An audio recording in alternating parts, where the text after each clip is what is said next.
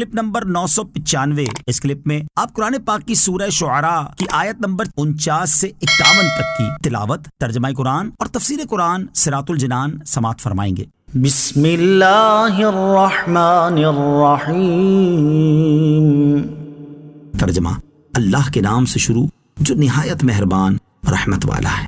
قال آمنتم له قبل ان آذن لكم انه لكبيركم الذي علمكم السحر فلسوف تعلمون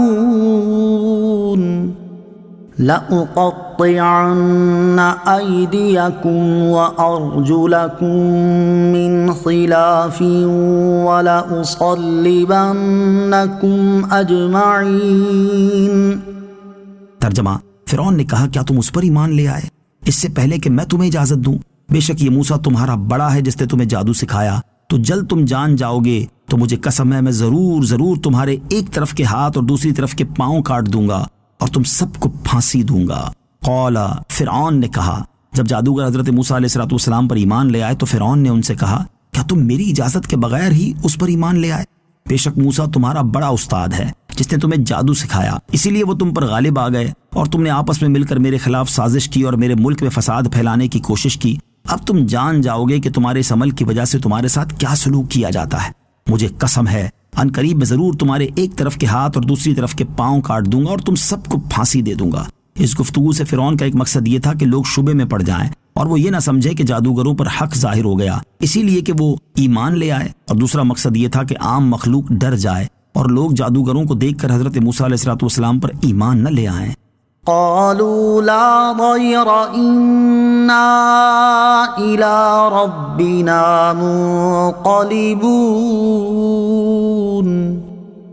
إنا نطمع أن يغفر لنا ربنا خطايانا أن كنا أول المؤمنين۔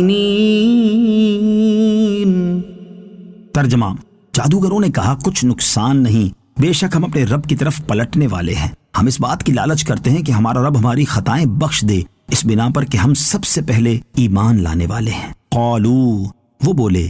اس آیت اور اس کے بعد والی آیت کا خلاصہ یہ ہے کہ فرعون کی دھمکی سن کر ان جادوگروں نے کہا اللہ تعالیٰ کی خاطر جان دینے میں کچھ نقصان نہیں، خواہ دنیا میں کچھ بھی پیش آئے، کیونکہ ہم اپنے رب عز و جل کی طرف ایمان کے ساتھ پلٹنے والے ہیں اور ہمیں اللہ تعالیٰ سے رحمت کی امید ہے، اور ہمیں اس بات کا لالچ ہے کہ ہمارا رب عز و جل اس بنا پر ہماری خطائیں بخش دے کہ ہم فرعون کی رعایا میں سے ہیں، یا اس مجمع کے حاضرین میں سے سب سے پہلے حضرت موسیٰ علیہ السلام پر ایمان لانے والے ہیں۔ اس واقعے کے بعد حضرت موسیٰ علیہ السلام کئی سال تک وہاں ٹھہرے رہے اور ان لوگوں کو حق کی دعوت دیتے رہے، لیکن ان کی سرکشی بڑھتی گئی۔